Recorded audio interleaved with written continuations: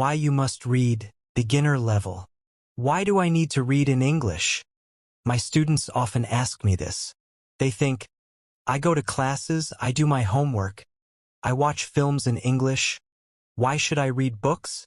Reading is the best way to improve your English, and I will tell you why. First, reading is very important. In 2006, only 1 in 100 people went to university. Now, 7 in 100 people go to university. All jobs require more reading and writing than 100 years ago. This is true for everyone. It doesn't matter if you're an office worker or a mechanic. Second, reading will improve your speaking, writing, vocabulary, and grammar better than any other way. It won't improve your listening, but it will improve your vocabulary, and when you have a better vocabulary, you can listen more easily and improve your listening that way. In school, you probably read lots of English. You probably read boring textbooks and stories with exercises at the end. But I'm not talking about that. I'm talking about reading for pleasure. That means reading a book you enjoy because you enjoy it. You are not reading because your teacher said, read this book. You are not reading because you think, I should read this book. You are reading because you want to. In 1965, they experimented with schools in America. These schools were for boys who had committed crimes. For example, some of them stole things. They gave some of the boys free books. They were fun books like James Bond. They said, you can do what you want. You don't have to read the books. But the boys did read the books. They read a lot of books. Some boys read a book every 2 days. After 2 years, they gave the students a test. The students who got the books got better at reading and writing, and they liked school more. The students who did not get the books did not get better at reading and writing. Actually, some of them got worse. This isn't just true for native speakers. They also experimented on students learning English in the Fiji Islands. They used 3 ways to teach. The first way was normal English teaching. They did grammar classes, exercises, and so on. The second way was reading in silence. The students read books in class. The third way was reading together. The teacher read books to the students. After 1 year, the 2 ways of reading were the best. They were much better than the students who did normal English classes. They experimented again in Singapore. There, the students who read in silence did very well. They did the best in grammar tests. Other students took grammar classes, but they did worse on grammar tests. In normal classes, we try to remember grammar and vocabulary. When we read, we learn them naturally. Maybe you're thinking, when I read in English, it's too hard. I have to use the dictionary all the time. It's boring. I can't do it.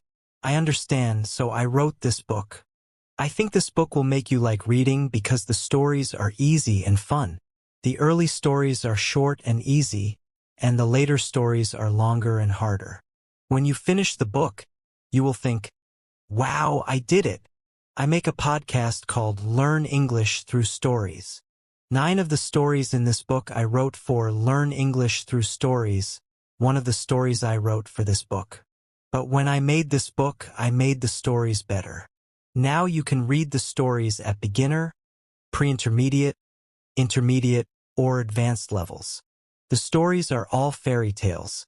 Some are very popular fairy tales, but some are not so popular. One of them I wrote myself. Maybe you're thinking, fairy tales? Fairy tales are for children. I need useful vocabulary. I need to learn about business and science. That can't be fun. The vocabulary in these stories will be useful. McQuillan did an experiment where he looked at vocabulary in 22 novels. 85% of the words were on academic word lists. These are lists of words that you need to know to study at university. Rolls and Rogers also experimented.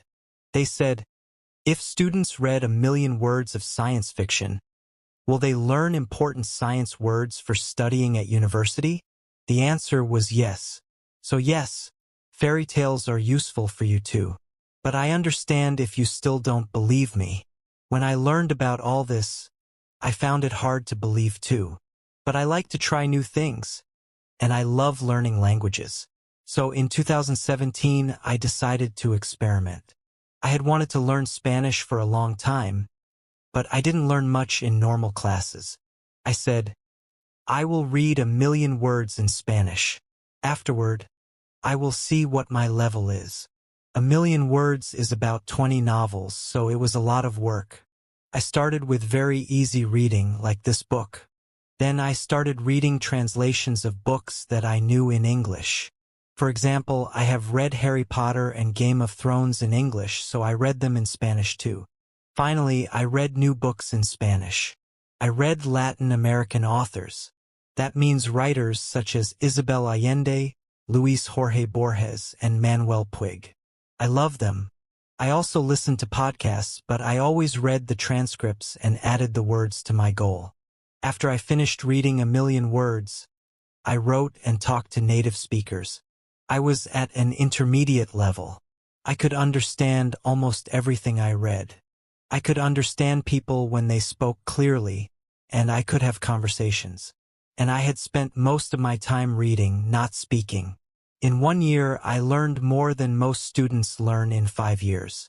I didn't try to remember grammar and vocabulary. I learned them naturally. Maybe you're thinking, I don't believe this. Or maybe you're thinking, wow, I'm going to read for hours every day. But I have to say something very important. You must read easy books. You must read fun books. If a book is too difficult or too boring, put it down and find another one. Stephen Krashen, an expert in language teaching, says, only read things in English that are fun and interesting. Read really easy things that you wouldn't read in your native language because they are too easy. So you can read comics, magazines, detective stories, romance stories, and so on. Don't feel bad about reading translations. If you read very easy books, when you see a word you don't know, you will understand the meaning easily. You won't have to use a dictionary. So what is easy? Experiments show that you should understand at least 98% of the words in a text. 98%? That's so high. I know, but let me show you an example. Here is a text where 10% of the words are not real words, so you should understand 90% of the words. Jerry flurried out of bed and opened the curtains. He went to himself as he made breakfast. He made coffee and put butter on his puffer. Someone called his phone, and he picked it up. He was very surprised by who was tangling, so his Vinky fell on the floor. Is that easy to understand? Could you read a whole book about that?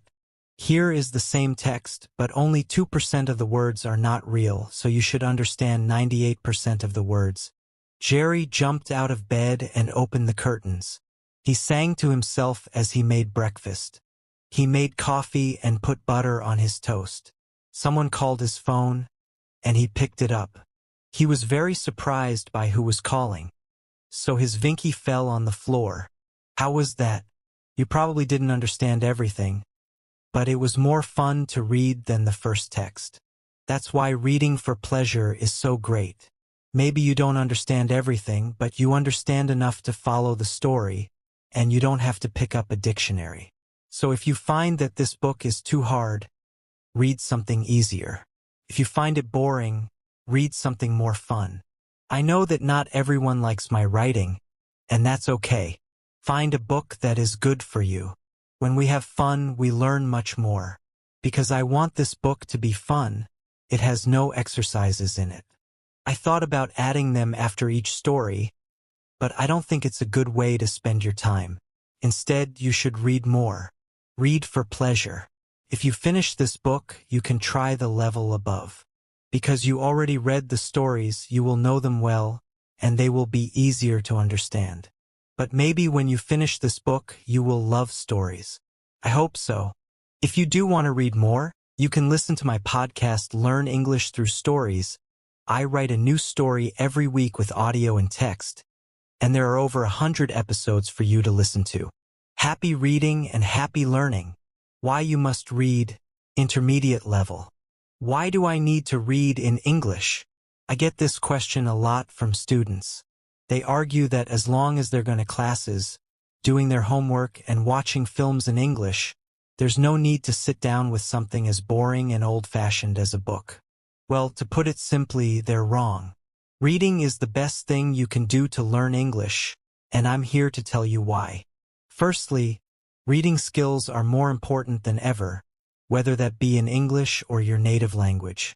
In 2006, only 1 in 100 people went to university. Now it's 7 in 100. All jobs, from office workers to mechanics, require more reading and writing than they did 100 years ago. Second, reading improves your speaking, writing, vocabulary, and grammar better than any other method. It doesn't help much with listening, but it does improve your vocabulary.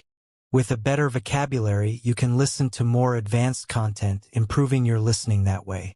You've probably done a lot of reading in school already. Boring textbooks and stories with exercises at the end. I'm not talking about that.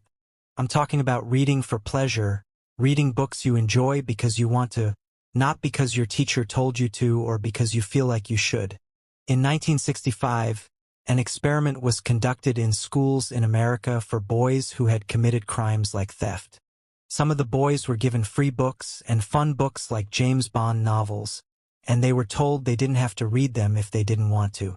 But the boys did read them, many finishing a book every 2 days.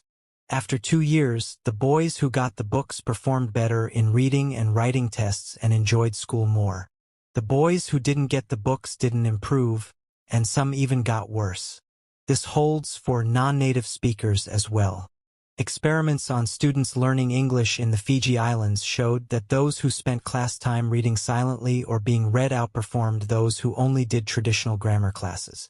In Singapore, students who read silently had the highest scores on grammar tests, even beating out those who did intensive grammar exercises. In traditional classes, we try to memorize grammar and vocabulary.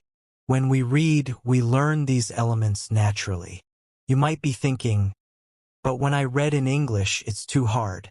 I have to use the dictionary all the time. It's boring. I can't do it.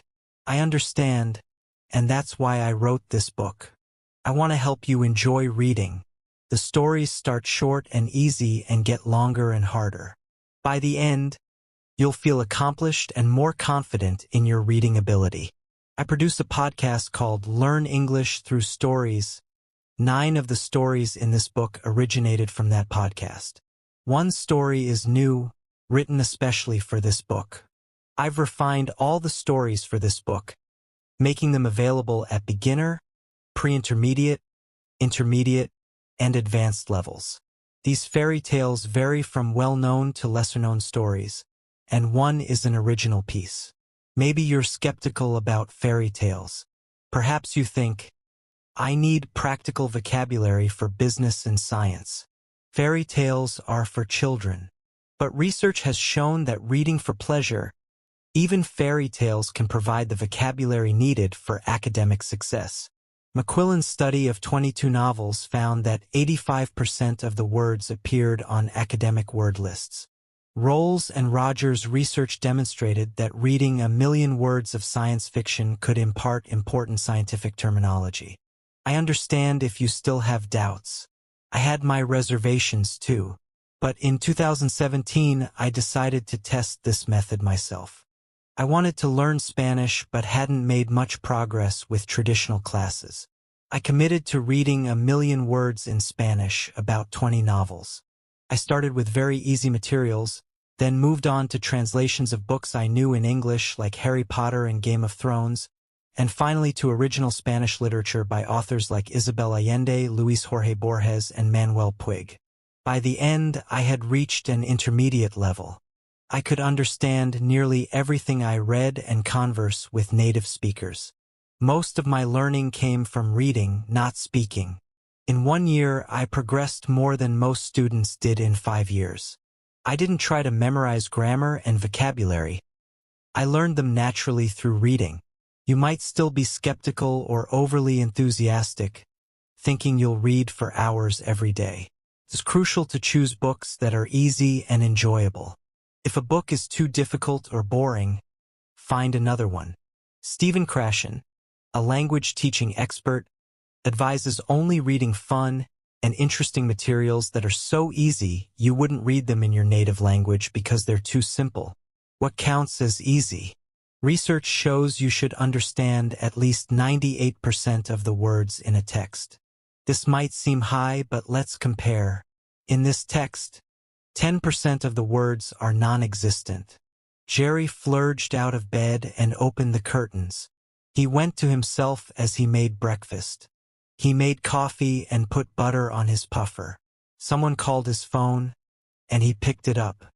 He was very surprised by who was tangling, so his pinky fell on the floor. Now, with only 2% non-existent words, Jerry jumped out of bed and opened the curtains. He sang to himself as he made breakfast. He made coffee and put butter on his toast. Someone called his phone, and he picked it up. He was very surprised by who was calling, so his Vinky fell on the floor. The second text, though not entirely clear, is much more engaging and comprehensible. That's why reading for pleasure is so effective. Even if you don't understand everything, you grasp enough to follow the story without constantly needing a dictionary. If this book feels too challenging or uninteresting, switch to something easier or more enjoyable. The goal is to find what suits you best. When you enjoy the process, you learn more. This book has no exercises. I considered including them but decided your time is better spent reading more. If you finish this book, try a higher level. Since you're already familiar with the stories, they'll be easier to understand. Hopefully, you'll develop a love for stories. If you want more, check out my podcast, Learn English Through Stories, with over 100 episodes.